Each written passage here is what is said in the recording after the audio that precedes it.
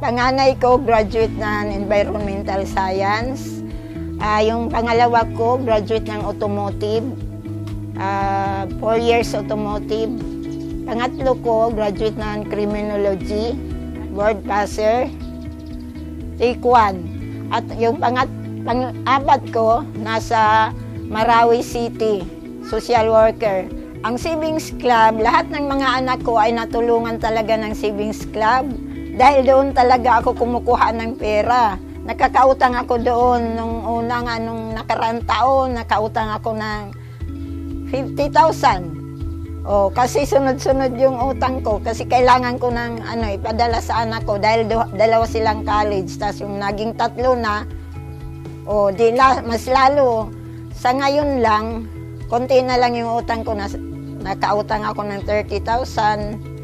So, yun.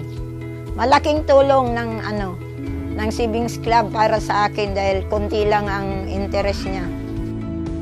Savings clubs also strengthen